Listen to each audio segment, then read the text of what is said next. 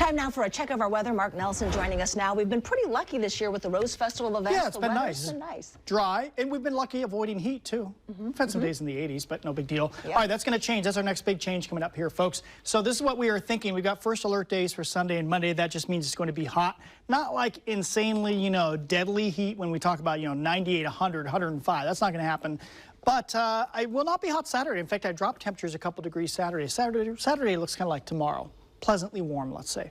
Okay, now we'll be much cooler after Monday. That's the good news. Now you see what we call the marine layer. That's low clouds out along the ocean. This is a view at Seaside, 53 out there. This morning, of course, those clouds remained in the valleys like we had yesterday, but look how they melt away during the afternoon, and the clouds are only along the coastline. They will not come back inland tonight for most of us. So tomorrow, I think we just wake up to a few thin high clouds overhead, and we'll go for the mid-80s. We've covered that. Same thing Saturday.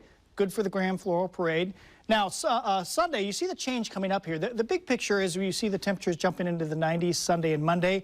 That high pressure that's been sitting offshore in the upper atmosphere kind of acts as a block against storm systems.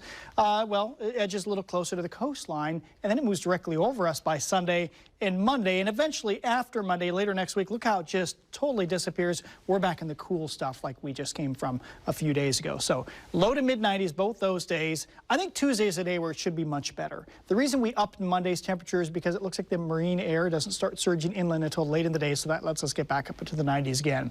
And then you see the low 80s, and then eventually down into the 70s. We could actually be in a cooler than normal pattern beginning next Thursday for possibly that following weekend. It's way out there, but just letting you know that could be quite a change for that next weekend. Okay, we'll cover what we see at the coastline, and I got lots more to talk about in just a few minutes.